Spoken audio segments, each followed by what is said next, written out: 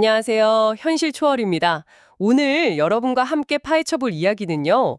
강원도 깊은 산골에 수십 년 동안 버려져 있던 한 폐교에 대한 겁니다. 아, 그 유명한 이야기죠. 네.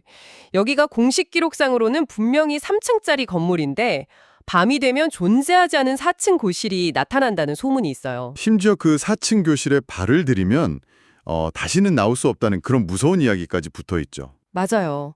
이게 그냥 떠도는 괴담일지 아니면 뭔가 설명할 수 없는 일이 벌어지고 있는 건지 오늘 그 속을 좀 자세히 들여다보겠습니다. 네, 좋습니다. 일단 배경부터 좀 짚어보면 90년대에 폐교된 이후로 거의 20년 넘게 방치된 곳이에요.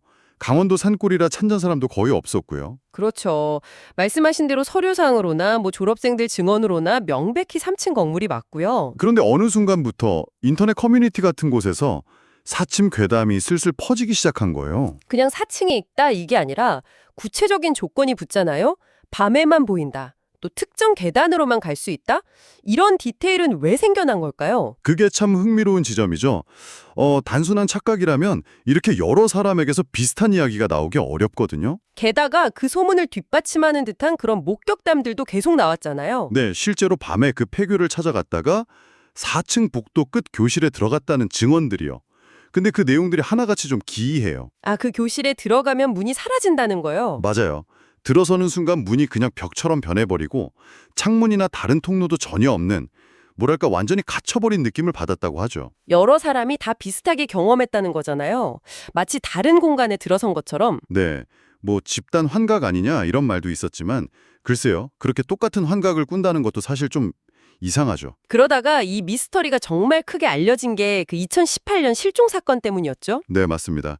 당시 22살 대학생 김모 씨가 친구 2명이랑 같이 이 괴담이 진짜인지 확인하겠다고 폐교를 찾아갔어요. 그때 남긴 영상이 있다고 들었는데요. 네, 그 영상 기록이 있는데 어두컴컴한 계단을 올라가서 복도 끝에 있는 문제의 그 교실 문을 딱 여는 장면에서 영상이 끊겨요. 아, 거기서요? 네, 같이 갔던 친구들은 잠시 정신을 잃었다가 깨보니까 학교 밖에 나와 있었다고 하고요.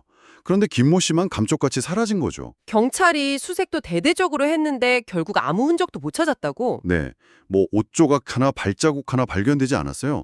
정말 징벌해버린 것처럼요. 이 사건 이후에 마을 분위기도 완전히 달라졌다고 하죠. 아, 마을 사람들이요? 어떻게 달라졌나요? 외부 사람들이 폐교에 대해 묻거나 접근하려고 하면 굉장히 경계하고 심지어 당장 떠나라, 쓸데없는 짓 하지 마라 이러면서 위협적인 반응까지 보였다고 해요. 뭔가 숨기는 게 있다는 듯이요? 그렇죠. 뭔가 필사적으로 감추려는 듯한 모습이었는데 나중에 한 탐사팀이 주민들을 끈질기게 설득해서 알아낸 사실이 있어요. 네, 뭔데요? 이게 이번 사건이 처음이 아니었다는 거예요. 학교가 처음 세워진 1960년대부터 드문드문 학생들이 사라지는 일이 있었답니다. 네, 60년대부터요? 네. 그리고 마을 사람들은 그걸 알면서도 수십 년 동안 쉬쉬해왔다는 거죠.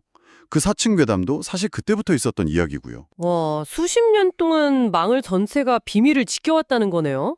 그 이유가 뭘까요? 그냥 무서워서 아니면 글쎄요, 뭐 마을의 평판 때문일 수도 있고 아니면 정말 설명 불가능한 현상에 대한 어떤 원초적인 공포 때문이었을 수도 있겠죠. 어쨌든 이 침묵 때문에 사건이 더 미스터리해진 건 분명해요. 듣고 보니 정말 소름 돋는 패턴이 보이네요. 과거 사건들이나 김모 씨 사건이나 전부 그 특정 계단을 이용했고 존재하지 않는 4층 교실을 받고 그리고 꼭 혼자 남겨진 사람만 사라졌다는 거. 맞습니다.